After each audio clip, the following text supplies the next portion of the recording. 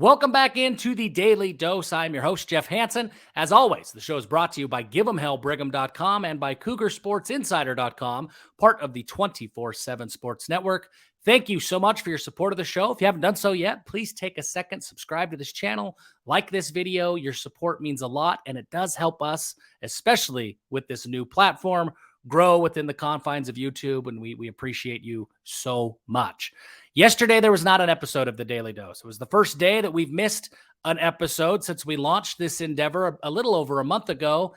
And you can blame either the salesman who dragged me to Texas Roadhouse, or you could blame Texas Roadhouse directly. Either way, we're back on track today. We're back on the saddle with another episode, and we don't plan on missing any more days in the future. That's not what we do here at the Daily Dose. So apologies for missing yesterday. Fortunately, there was a lot of news, and there was plenty of spaces to get your BYU fix yesterday. Of course, Harrison Taggart, former four-star linebacker out of Corner Canyon, former Oregon Duck, announced that he will be transferring to BYU, and his sister will also be running track and field at BYU. She announced her commitment as well. The Taggart siblings are on their way to Provo, and that is a great big deal for BYU, especially on the football side of things. We could talk about what Harrison Taggart brings to the football field, brings to that linebacker room, and we probably will throughout the summer. But for right now, there was kind of a sub-story that became more and more popular as news of Taggart's commitment started to break and started to become more well-known. And it was the fact that BYU's former defensive coaching staff didn't offer Taggart out of high school.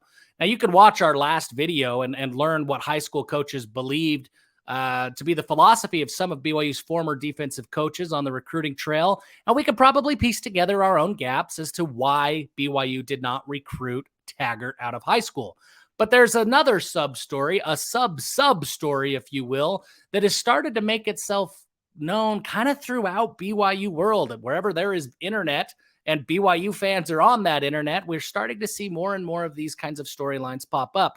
Comments and statements like, how could Kalani let this go on for so long? Or things like, ultimately, this is Kalani's fault, not the defensive coach's fault.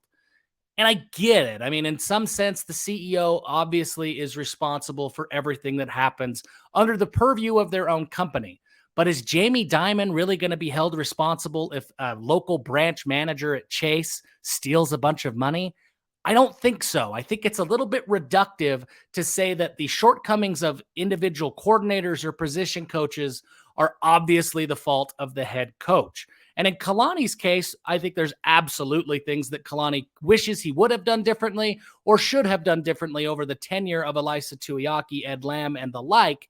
But I do think it is a little bit short-sighted to say that it is Kalani's fault for their shortcomings.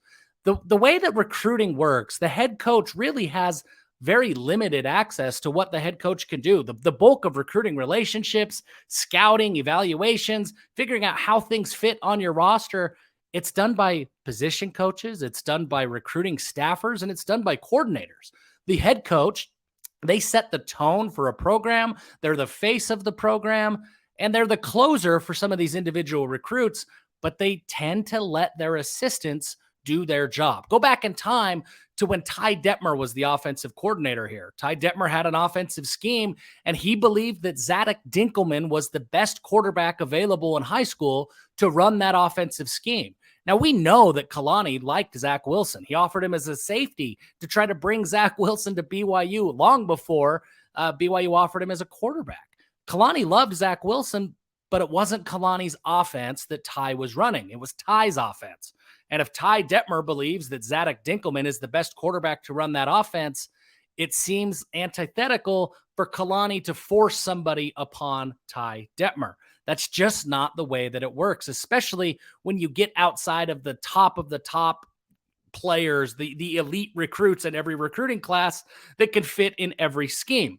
Now, this is something that we saw over a couple of years, especially after COVID, with the defensive coaching staff. Ed Lamb, Elisa Tuiaki, they believed they had found something that worked from an evaluation standpoint. And that was what they ran with. It was their scheme. It was their players. It was their heads that were on the line. Now, there were players, don't get me wrong. I have firsthand knowledge from recruits and parents of recruits of Kalani standing on the table and pounding his fists for certain players to come onto that defense. That happened. But Kalani can't do all of that by himself. At some point, the onus, the responsibility falls onto the coordinators and the position coaches to recruit what makes the most sense for them. So yes, the CEO is technically responsible for everything that happens within the BYU football program. But at what point do you stop? If you say that the shortcomings of a defensive coordinator are obviously the fault of Kalani Sitake, then is that obviously the fault of Tom Homo that Kalani Sitake is still the head coach? Is it obviously the fault of the board of trustees or Kevin Warren or whomever that Tom Homo is still the athletic director? You can play that there's always somebody else game for a long ways until you get to people that you can't fire from BYU. Ultimately, these position coaches, these individual coordinators, they have to take responsibility for what they've done. And Kalani is hiring them to run their scheme. Jay Hill is here now, and Jay Hill has a scheme that he is bringing with him. In addition to hiring Jay Hill, Kalani Sitake is paying for the rights to Jay Hill's scheme. And it would not be right of Kalani Sitake to say, Jay Hill, I want your scheme, but I'm going to tell you how to run it. That's just not how it works. So, yes, Kalani could do things better, but I do think it's reductive and short-sighted to say that the shortcomings of the defense all fall on Kalani's head over the last couple of years. I think that is a fundamental misunderstanding, especially on the recruiting trail, of the role of a head coach. Thank you so much for your support of the Daily Dose, and until next time, give them hell.